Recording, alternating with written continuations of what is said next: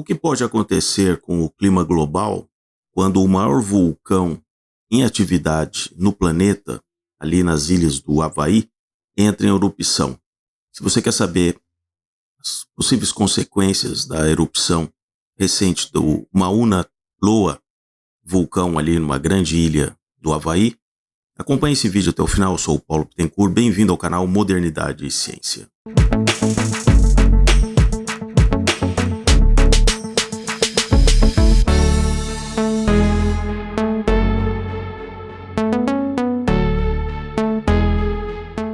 Na ocasião que eu gravo esse vídeo, já é público que, após 38 anos hibernando, o maior vulcão em atividade no planeta, Mauna Loa, entrou em erupção numa das ilhas ali do arquipélago do Havaí. Desde 1984, ele estava sem atividade. Desde outubro de 2022, vários tremores foram detectados ali próximo da cratera do vulcão, o que indicava que poderia estar próximo uma erupção. Esse vulcão ele é tão gigantesco que, se considerarmos desde o leito oceânico, onde surge ali o vulcão, até o topo, que é acima do oceano, ele está a praticamente 4.100 metros acima do nível do mar, mas a altura total desse vulcão chega a 17 quilômetros. Então imaginem, só a chamada chaminé desse vulcão tem 17 quilômetros de comprimento. Por isso que nós conhecemos muito pouco a respeito do que está no interior da Terra. Dados muito recentes que foram consolidados indicam que a quantidade de água, por exemplo, existente nas grandes profundezas da Terra, abaixo da crosta, pode ser equivalente aos 72% de água que tem nos oceanos, que recobrem o oceano. Tal a dimensão de água. Não é à toa que grande parte das erupções vulcânicas eles esperem grande quantidade de vapor de água, mas também expelem uma grande quantidade de CO2. Em alguns locais, por exemplo, na África, em alguns outros locais, onde houve erupções com forte emissão de CO2, pessoas que estavam em vales ou procuraram se abrigar em grutas, fendas, morreram porque o CO2, por ser mais pesado do que o ar, numa concentração muito alta, ele desce e sufoca realmente as pessoas que estão ali. Isso numa concentração, por exemplo, mais de 20% do oxigênio que a pessoa está ali respirando. E também há a precipitação de chuvas ácidas, né? de ácido sulfídrico, de ácido fluorídrico, ácido clorídrico. Então, essas erupções são acompanhadas também de muita emissão de outros componentes. Felizmente, no caso desse vulcão no Havaí, ela não é uma erupção chamada explosiva, como foi do Krakatoa no século XIX, como foi do Pinatubo nas Filipinas no final do século passado, ali por volta de 1991. Essa explosão do Pinatubo foi tão violenta que jogou particulado praticamente na estratosfera. Essa gigantesca nuvem de cinzas, de poeira, fez com que a temperatura no hemisfério norte caísse meio grau, entre meio grau a 0,6 graus a menos, só pela refração dos raios que não conseguiam mais atingir o solo ou o oceano, e houve um decréscimo da temperatura. Então é bastante curioso, né, que esses fatores naturais sejam muitas vezes desconsiderados por aqueles alarmistas climáticos. A emissão de CO2 vinda dos vulcões até que é um tanto quanto menor, né, do que a própria emissão antropogênica, e fica muito longe até da emissão dos oceanos.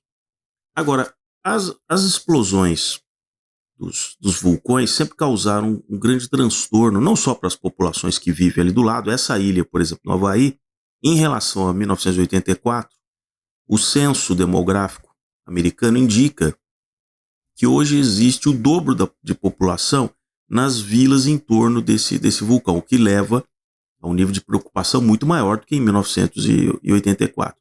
Esse é um dos grandes problemas dos adensamentos populacionais que o mundo tem passado nos últimos séculos. Os fenômenos naturais, eles sempre ocorrem. Enchentes, avalanches, erupções vulcânicas, tsunamis. O problema é que as pessoas estão em áreas urbanas muito mais adensadas do que muito tempo atrás. Então, qualquer evento climático ou geofísico pode produzir muito mais mortes localizadas. No Brasil, algum tempo atrás, aquela tragédia que ocorreu na região de Petrópolis, de Teresópolis, Nova Friburgo, comparativamente, quando se vê a ocupação numa área já muito íngreme e sempre com influência de massas de ar que vêm ali do oceano e levam muita umidade, causou aquelas grandes tragédias. Se nós voltássemos no tempo, talvez 50 anos atrás, não haveriam tantos bairros naquelas encostas. Então, esse é só um exemplo de como o adensamento populacional vai fragilizando uma sociedade, porque os eventos, sejam climáticos, sejam geofísicos, eles não vão parar. No caso aqui do Mauna Loa, fazia 38 anos que ele não entrava em erupção, apesar de que, desde a primeira erupção documentada ali por volta de 1843, as erupções se mantiveram numa média de 5 anos, de 1843 até essa mais recente de 2022.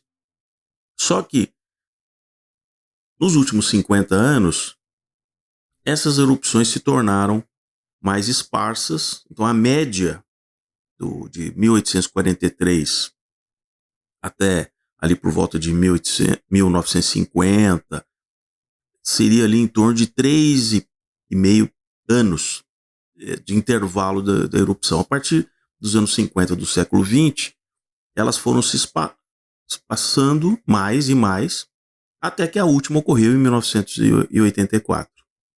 Eu vejo que são ciclos, ora mais intensos, ora menos intensos.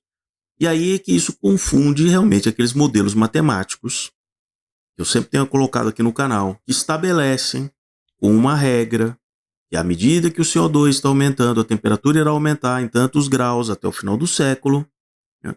Sem considerar que outras perturbações podem mudar radicalmente isso.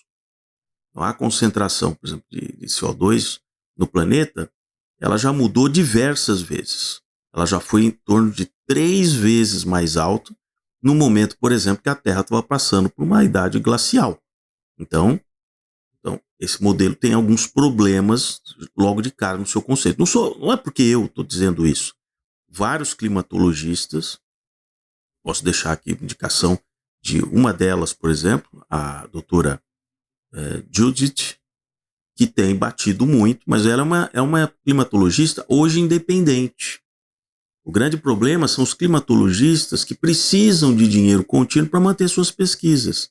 Aí ele vai lá na COP27, que terminou recentemente no Egito, e diz aquilo que aqueles políticos, aqueles globalistas querem ouvir. Os vulcões, as cinzas dos vulcões, como eu disse que elas atingem grandes altitudes, ela afeta muito a aviação. Nos anos 80, por exemplo, entre 1982 e um incidente sério e 1989, tivemos 2 incidentes muito sérios, onde essas fuligens elas não são detectadas pelos radares dos aviões. A tripulação começa a perceber que está entrando num espaço onde tem aquela fuligem de um vulcão, quando ela começa a sentir um cheiro meio do enxofre, um cheiro meio queimado que vem ali do ar para dentro da cabine. E em 2 casos, as turbinas eram aviões grandes, eram 747 nesses 2 casos, elas foram se apagando porque aquela fuligem entrou na câmara de combustão da turbina, que está ali entre 1.200 e 2.400 graus Celsius, ela derrete, só que quando ela vai para a parte de exaustão, com o resfriamento, ela vira uma camada como se fosse um vidro aderente a toda aquela superfície, bloqueando inclusive o funcionamento de instrumentos. No caso desses aviões, o sistema de combustível detectou que havia um problema e, por segurança, ela simplesmente desligou as turbinas.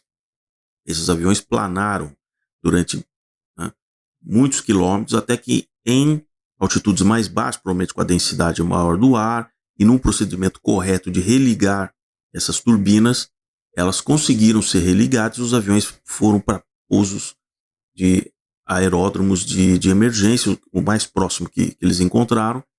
Num dos casos, o prejuízo foi tão grande que no 747 se perderam, foram condenados as 4 turbinas. Foi um prejuízo para a companhia de cerca de 80 milhões de dólares.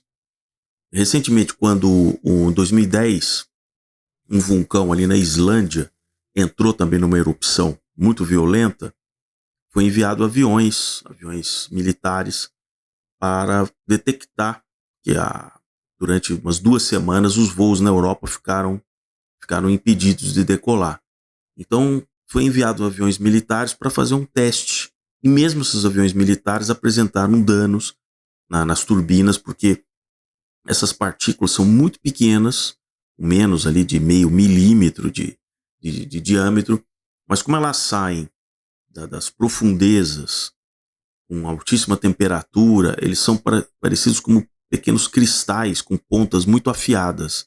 Então ele é muito abrasivo. Então, ao ser sugado para dentro dessas turbinas, eles vão simplesmente arranhando e destruindo toda aquela superfície e depois se aderindo ali, como eu disse, como eu vou deixar algumas imagens aqui, parecendo um vidro solidificado nessas estruturas. E enquanto isso, nós vemos toda aquela turma de ativistas lá no Egito lamentando que não se chegou a um consenso. Eu vejo aqui algumas matérias, não se pode falar em reduzir a intensidade das emissões, né? Nós temos que cortar emissões absolutas, o que nós sabemos é impossível. Você não consegue hoje cortar o uso dos hidrocarbonetos. Você pode mitigar questões de poluição, substituição por outros equipamentos mais modernos e que consomem menos, onde for possível colocar de uma maneira adicional a fonte fotovoltaica e eólica, mas não é possível qualquer país que tenha uma grande matriz baseada em petróleo e em carvão e dizer o seguinte: vou reduzir a extração de petróleo e de carvão em tantos por cento até 2030. Eles gostariam que fosse em 50%. Isso é totalmente inviável. Então, o que realmente os governos que estão ali nessas COPs, o que eles têm percebido é que não adianta entrar nessa neurose dos ativistas, que são pessoas que conhecem muito pouco, estão emocionalmente muito tocadas por tudo aquilo que a imprensa fala sobre aquecimento global. Alguns realmente cientistas muito bem pagos para continuar gerando esse catastrofismo, mas quem faz a conta, quem tem a necessidade de usar esses combustíveis, sabe que não é possível entrar na agenda da ONU para essa redução até 2030. E à medida que o tempo passa, como já comentei aqui, os modelos vão sendo mais questionados, porque eles não ficam aderentes ao movimento, de fato, do clima no mundo à medida que o tempo passa. Se o modelo é aderente, ele realmente consegue capturar todo o comportamento que você está prevendo. Você não pode simplesmente traçar uma reta e dizer, não, até 2100 a temperatura vai chegar em tantos lugares. Não. Se no meio do caminho você tem, como agora, grandes nevascas nos Estados Unidos, indicando provavelmente um inverno muito rigoroso que eles vão enfrentar em breve. Isso não é plausível. Se o modelo fosse aderente, ele, desde da data zero, ele mostraria o seguinte, olha, nós realmente vamos atingir essa temperatura maior, porém, olha aqui, ó, em 2022, imagina que o modelo foi criado há 15 anos atrás. Ele começou a ter os dados comparativos há 15 anos.